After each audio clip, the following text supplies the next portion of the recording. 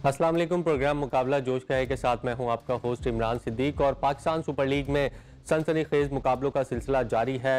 Karachi Kings को एक और शिकस्त हुई पेशावर ज़ल्मी के खिलाफ और मुसलसल छठी शिकस्त है उनकी और अब पीएसएल में जाना उनका जो प्ले ऑफ में जाना उनका मुश्किल दिखाई दे रहा है। जबकि दूसरे मैच में लाहौर कलंदर्स ने एक बार फिर ज़बरदस्त खेल का मुजाहरा किया और कोयटा ग्लैडिएटर्स की मजबूत टीम जो कि गुज़िश्ता 2 मैचेस में 200 से ज़ायद रन का हदफ हासिल कर चुकी थी उसे शिकस्त दी। पहले ही ओवर में शाहीन शाह ने जो है गेम को पलट दिया था। जेसन रॉय, जेम्स विंस को उन्होंने ज़बरदस्त डिलीवरीज से आउट किया। पहले मैच में ज़ल्मी ने कामयाबी हासिल की और काफ़ी यकतरफा कामयाबी थी। इस हवाले से एक रिपोर्ट देखते हैं और फिर आके गेस्ट का तारुफ भी कराएंगे और गुफ्तगू शुरू करेंगे। तो कल क्या हुआ, कराची के फैंस को तो समझ नहीं आया। 194 रन के ताकुब में जब कराची की टीम मैदान में उतरी तो कोई इंटेंट नज़र नहीं आया। जो क्लार्क ने 26 गेंदों पर 26 रन बनाए, बाबर आजम ने 40 पर 50 की, 16 गेंदों पर शर्जील खान ने 13 रन स्कोर किए। कामरान मुजफ्फर स्पोर्ट्स एनालिस्ट हमारे साथ मौजूद हैं, उनसे बात करते हैं। कामरान, क्या हुआ कल कजाफी स्टेडियम लाहौर में 194 रन जब चेस करने के लिए कराची किंग्स की टीम उतरी, उसके बाद जो हुआ समझने से कासिर हैं हम। तो आपकी कुछ समझ आया? जी अस्सलाम वालेकुम इमरान, बहुत बहुत शुक्रिया। नहीं समझने से तो बिल्कुल ही कासिर इस वजह से हैं कि उनकी जो जब चेस के लिए वो आए हैं तो वो उसमें वो इंटेंट या वो लग नहीं रहा था कि वो मैच चेस करना चाह रहे हैं या इतनी डिफ़िकल्ट सिचुएशन के अंदर हैं।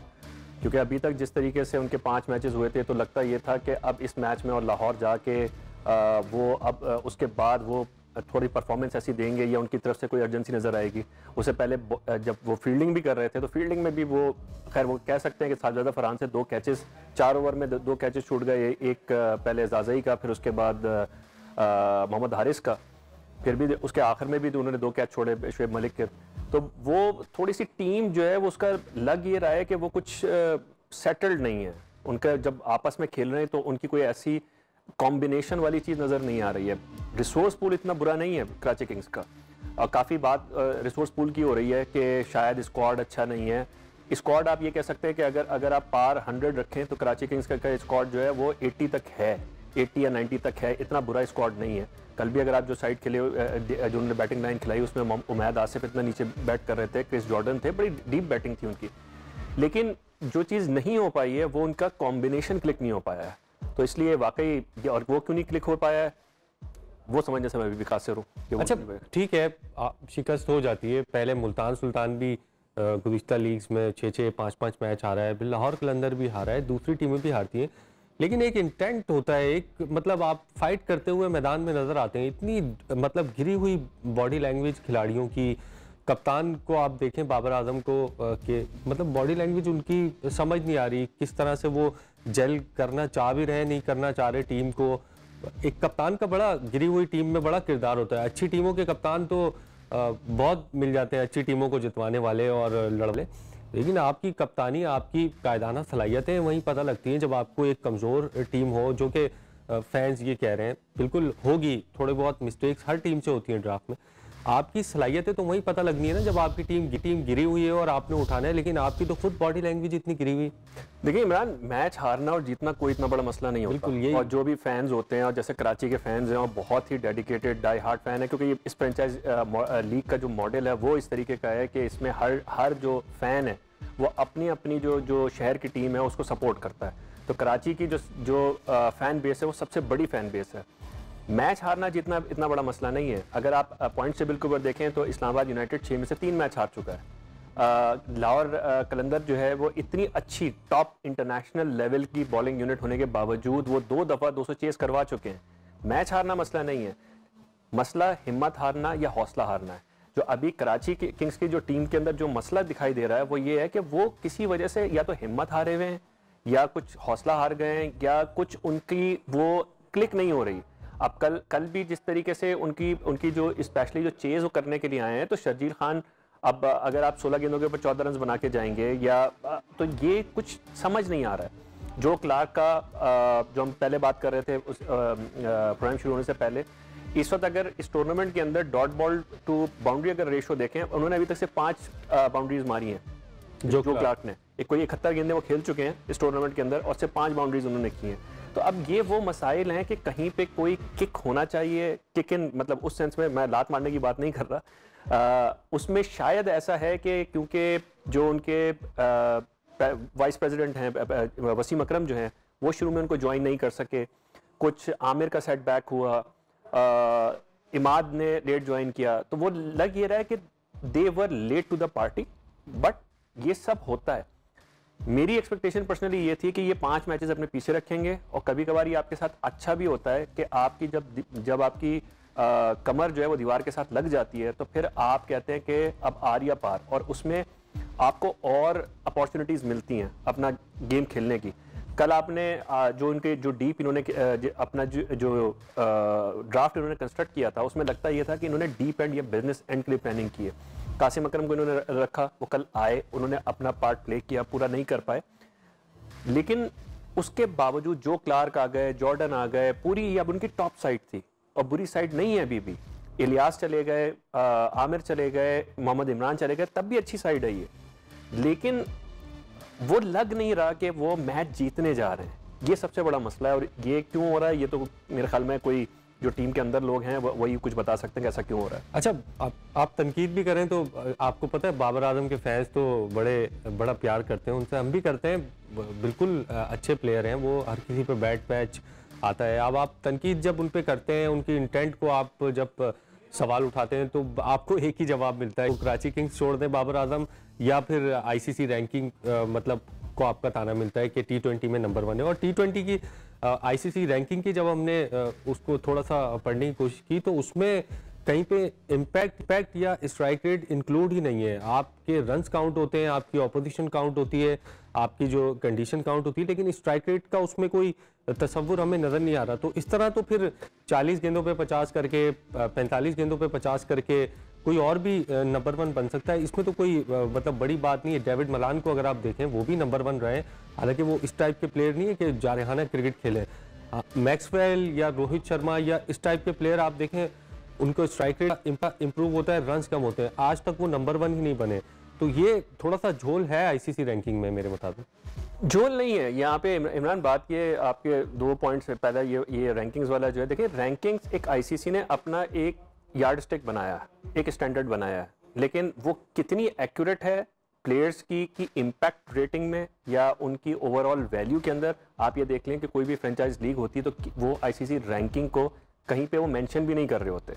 जब प्लेयर पिक्स हो रही होती हैं, ड्राफ्ट्स हो रही होती हैं, वो अपने उनके स्टैट्स या जो भी है उसके हिसाब से हो रही होती है। कोई ये नहीं कह रहा होता कि इसको ले लो क्योंकि ये नंबर 1 रैंक प्लेयर है।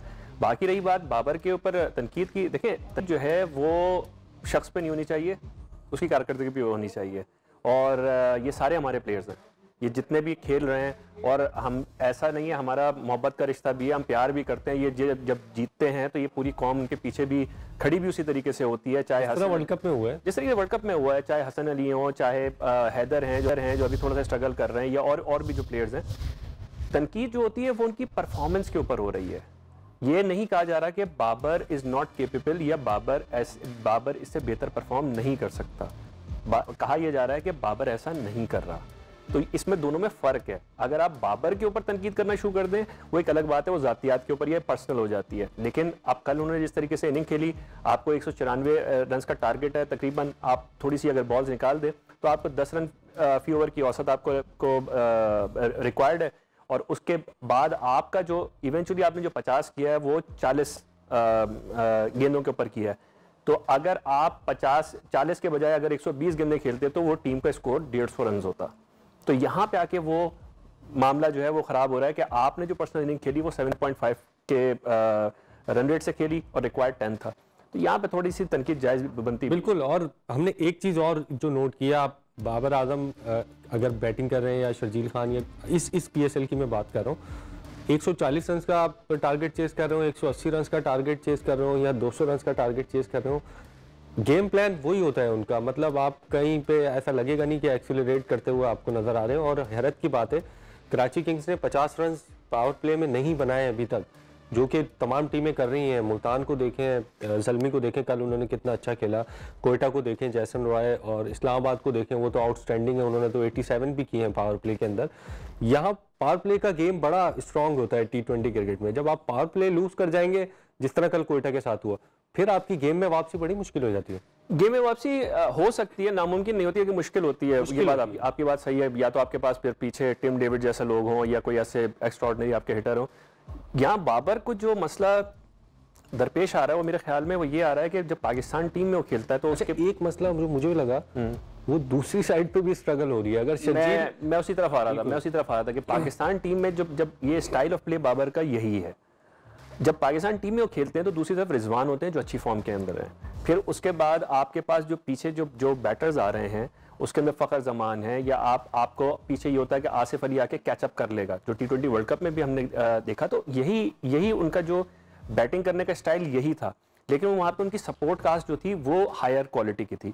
यहाँ प्रॉब्लम ये आ रहा है कि शर्जील हो, जो क्लार्क हो, साहिबजादा फरहान हो, कोई बाबर को सपोर्ट नहीं कर रहे। और एज ए दोनों अगर हम सिचुएशन में कहें कि एज ए कैप्टन और leader of the batting side, क्योंकि बैटिंग लीडर भी होता है, दोनों सिनेरियो के अंदर अब बाबर को ये सोचना पड़ रहा है कि अगर मैं भी जल्दी करके अगर आउट हो गया तो बाकी टीम में ये इनिंग लेके कौन जाएगा। क्योंकि बीच में एक मैच में ये हुआ भी है, उन्होंने जब वो 90 रन किए थे उसके बाद अगले मैच में वो जल्दी आउट हो गए तो पूरी टीम बिल्कुल ढेर हो गई थी। तो यहाँ ये प्रॉब्लम आ रहा है कि इसका बाबर की जो तनकीद आ रही है उसका बहुत ज्यादा अमल दखल जो है वो शर्जील पे बहुत ज्यादा है और जो क्लार्क पे बहुत ज्यादा है, साहिबजादा फरहान पे बहुत ज्यादा है। नबी फायर नहीं कर रहे हैं, नबी ने अभी तक कोई काबिल जिक्र इनिंग नहीं खेली है। तो सर लेकिन एक ऑप्शन जरूर है कराची किंग्स के बाद, तो खैर 4 मैच बाकी हैं, स्पॉइल ही कर सकते हैं, वो किसी की प्लेऑफ में तो नहीं जा सकते। साहिबजादा फरहान को भी ओपन वो करा सकते हैं अगर उनके पास ऑप्शंस तो हैं, शर्जील खान को बिठाकर। प्रोग्राम में वक्त हुआ ब्रेक का, ब्रेक से पहले कल मैच में काफी बाउंड्रीज लगी, फूड पांडा बाउंड्रीज में बाउंड्रीज देखते हैं और फिर ब्रेक के बाद आके डिस्कशन जारी रखेंगे।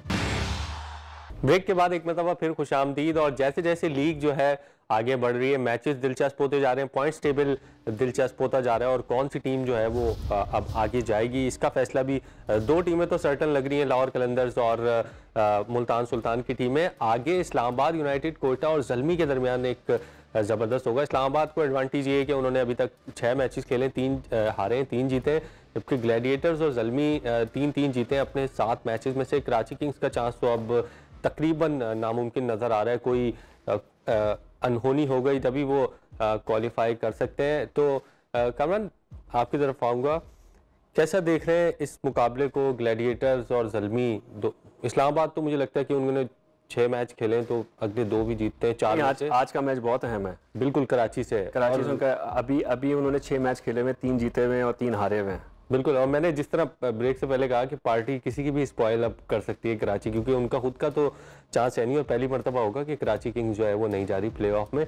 आप क्या समझते हैं? 2 टीमें तो कलंदर्स और सुल्तान तो हमें नजर आ रहे हैं प्लेऑफ में, इन 3 टीमों के में से कौन सी टीम आपको लगता है कि यार टूर्नामेंट जो एनवायरनमेंट होता है इसके अंदर कुछ वक्त से पहले कहना बहुत मुश्किल होता है, प्रेडिक्ट करना मुश्किल है, क्योंकि ये ना मोमेंटम का खेल होता है। अभी अगर आप 2 मैचेस पहले तक देखें तो कोयटा बिल्कुल वो भी बहुत करीब लग रही थी कराची जैसी और बहुत फ्लैट लग रहे थे। मतलब कराची, कोयटा और पेशावर में इतना गैप नहीं लग रहा था, तीनों टीमें जो हैं वो मतलब ऑलमोस्ट वो लग रही थी, उसमें कोयटा थोड़ी सा एज आ गया था। लेकिन जिस तरीके से उन्होंने एक मैच खेला तो उसके बाद जो है कोयटा जो है वो अब थोड़े फेवरेट्स हो गए कि वो चौथी पोजीशन ले लेंगे। उस दिन सरफराज ने भी जिस तरीके की इनिंग्स खेली, उससे पहले जेसन रॉय ने जिस तरीके से बैटिंग की, विल स्मीड उनके पास हैं, जेम्स विंस उनके पास हैं, तो उनका स्क्वाड, नूर अहमद आ गए, उमर अकमल बहुत बड़ा, उमर अकमल और खास तौर पे उमर अकमल ने दोनों इनिंग्स जो खेली हैं वो बहुत ही जिसे कहते हैं कि आप जो उनसे रिक्वायर्ड है, जो इंटेंट के साथ। कल भी उनकी विकेटें जरा जल्दी गिर गई थी, लेकिन उसका जिस तरीके से आके उन्होंने अपना बल्ला चलाया जो उमर अकमल का मशहूर था, तो ये अगर उमर अकमल इस फॉर्म को कैरी कर गए, अब आगे 3, 4, 5 ही मैच रह गए, तो उससे वो उसकी बहुत ही वैल्यू एडिशन हो सकती है। वो कॉम्प्लीमेंट करता है सरफराज के बैटिंग स्टाइल को बहुत ज़्यादा, जो सरफराज ने उस दिन मैच जीतने के बाद कहा भी कि क्रेडिट जो है वो उमर अकमल को जाता है। तो मेरे ख्याल में अभी इन 3 टीम्स में, बल्कि अब तो 2 ही रह गई हैं, मैं ये भी क्लियर कर दूँ, अब कराची का चांस नहीं है, मतलब मैथमेटिकली भी वो नहीं पहुँच पाएंगे। और इसमें अब सिलसिला ये है कि इन 2 टीम्स के अंदर मेरे ख्याल में कोयटा इज फेवरेट्स। अच्छा, कोयटा कल हारे हैं लाहौर कलंदर से और जेसन रॉय नो डाउट बहुत अच्छी क्रिकेट खेल रहे हैं, बहुत अच्छे अटैकिंग मोड में है और लेकिन आप जब किसी अच्छे बॉलर के खिलाफ खेल रहे हो तो आपको उसको भी रिस्पेक्ट देनी पड़ती है। मैंने देखा इस्लामाबाद यूनाइटेड के खिलाफ अच्छा रन रेट जा रहा है, सब कुछ अच्छा है, 8 ओवर में 80 से ज़ायद उनके रन्स थे। आपका ऑपोजिशन का बेस्ट बॉलर आता है, उसको आपको रिस्पेक्ट देनी पड़ती है, थोड़ा देखना पड़ता है कि उसको हाँ ये किस रिदम में है किस। आते ही उन्होंने शादाब खान पे रिवर्स स्वीप की कोशिश की, बोल्ड हो गए। कल शाहीन शाह अफरीदी लाहौर कलंदर्स के बेस्ट बॉलर, पाकिस्तान के बेस्ट बॉलर, दूसरी ही गेंद पर उनको क्रीज से निकल के जो है मारना, थोड़ा सा आपको लगता है कि जल्दी कर रहे हैं, गो के जबरदस्त बैटिंग कर रहे हैं वो, इसमें कोई डाउट नहीं है, लेकिन थोड़ा सा जल्दी में नहीं हूँ। शादाब को पहली दफा नहीं, वो दूसरी अटेम्प्ट के अंदर, पहले भी उन्होंने अटेम्प्ट बिल्कुल एक मिस हो चुका था उसमें। अच्छा इमरान, बात यह है कि इस फॉर्मेट के अंदर यही रिस्पेक्ट है किसी बॉलर के लिए।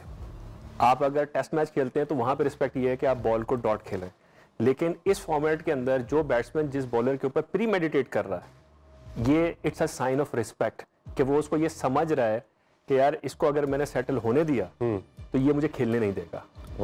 तो जो उन्होंने शादाब को अभी अपनी लाइन से हटाने की कोशिश की, और इसी तरीके से शाहीन के ऊपर उन्होंने ऊपर से अटैक करने की कोशिश की, शाहीन कह रहा हूँ बिल्कुल कल शाहीन पे अटैक करने की कोशिश की।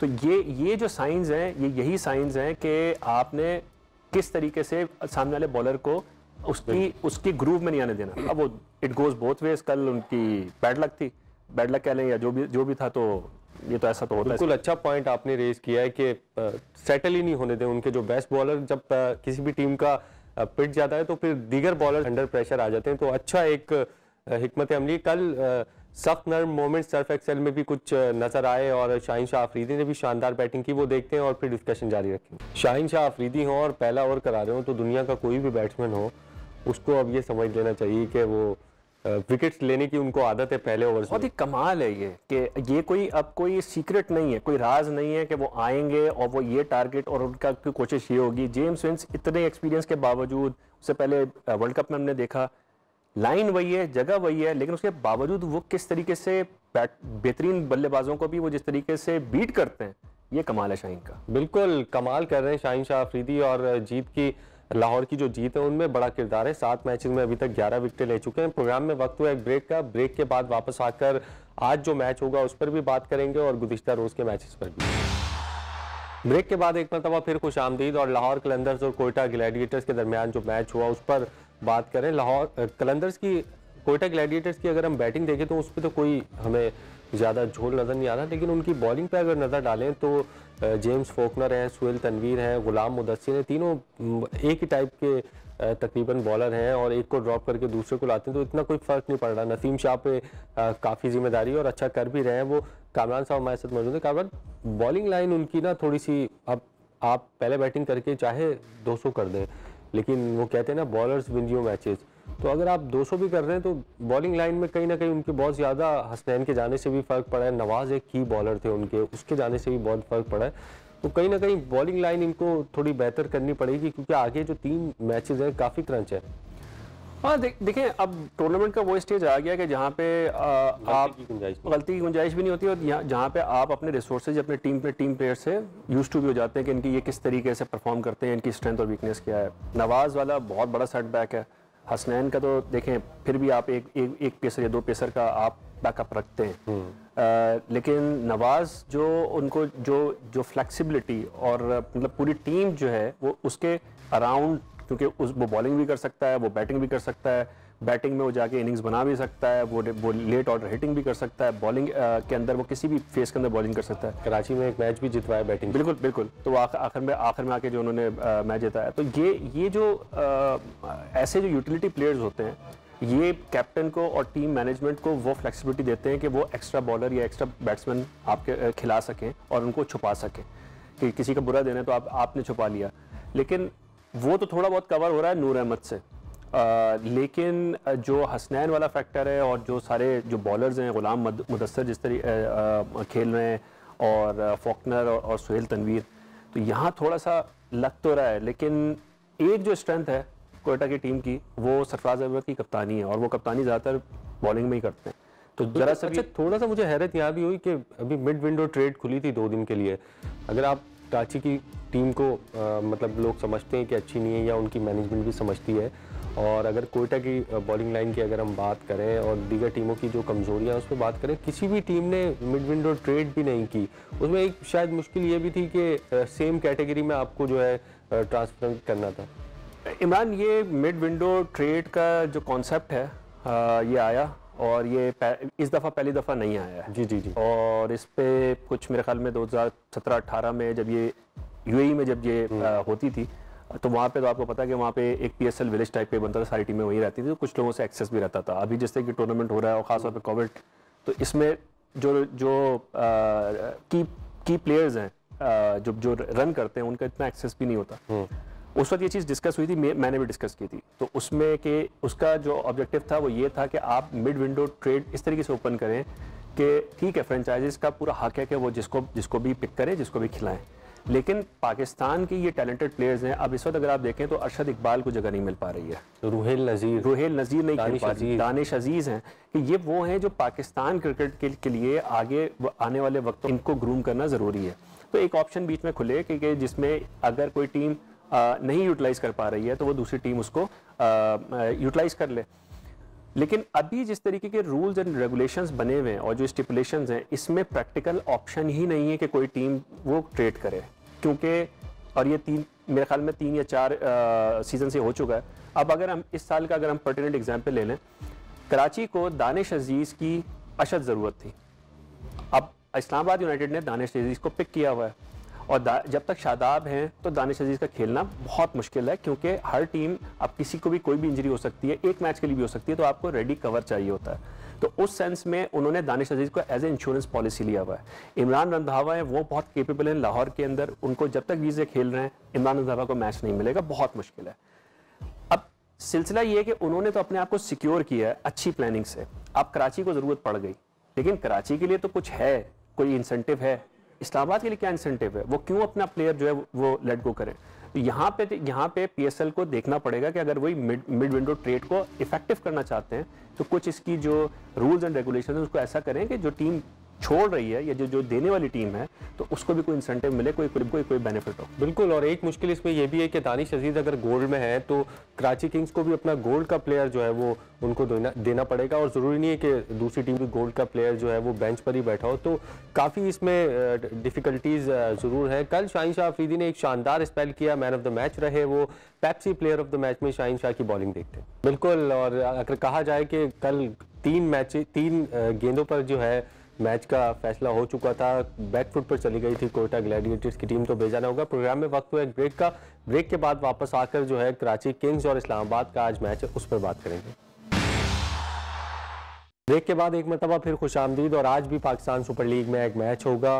कराची किंग्स और इस्लामाबाद यूनाइटेड मद्दे मुकाबिल होंगी कजाफी स्टेडियम में। कराची किंग्स के पास तो नथिंग टू लूज है, लेकिन इस्लामाबाद के लिए ये मैच जो है बड़ा इंपॉर्टेंट है। क्या समझते हैं कामरान, जिस तरह की इस्लामाबाद की अभी तक की स्ट्रेटेजी रही है, टीम तो बड़ी वो अभी मजबूत नजर आ रही है, लेकिन जो